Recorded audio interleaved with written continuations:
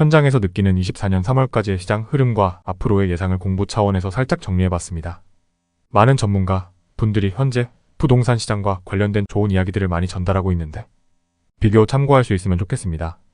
지난해도 그렇고 올해도 정부 정책 대출의 힘이 무섭습니다.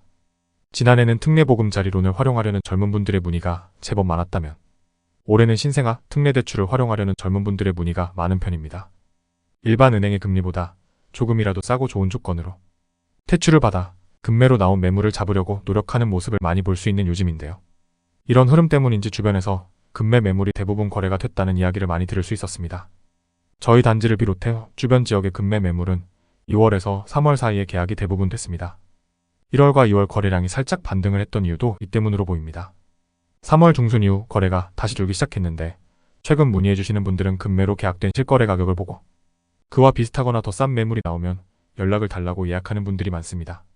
하지만 그때만큼 급하게 집을 처분하려는 급매물은 시장에 더 이상 나오지 않는 것도 요즘 분위기입니다.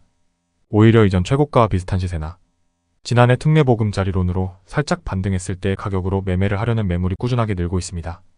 급하게 팔지는 않겠지만 그래도 이런저런 사정으로 정리를 했으면 하는 매매 상담이 이어지고 있는데요.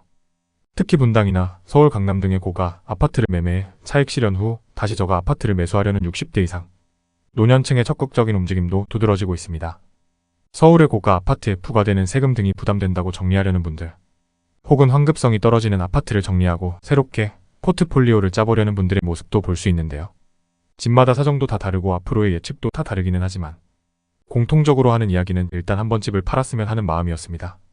이런 일 때문인지 서울과 경기도의 매매 희망, 매물은 각각 8만 건과 15만 건 이상으로 역대급으로 쌓여가고 있습니다.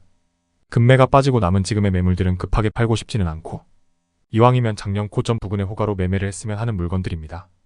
가격 조정을 조금 할 수는 있지만 급매 수준으로 팔기는 아까운 매물들이라고 하는데요.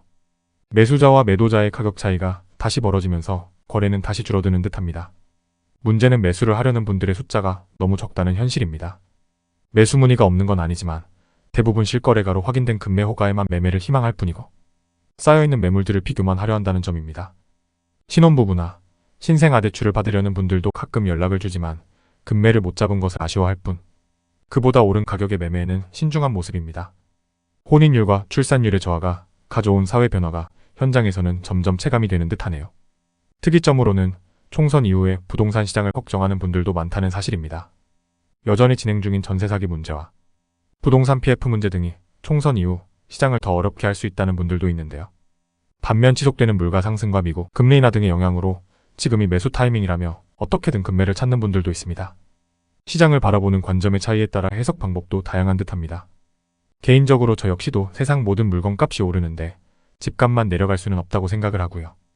분양가 상승 시기에 설마 저 가격이 될까 하는 신규 분양 아파트들이 완판되는 모습을 보면 입지가 좋고 투자 가치가 괜찮은 곳이라면 여전히 수요는 있구나 싶은 게 지금 시장의 모습이라 생각됩니다.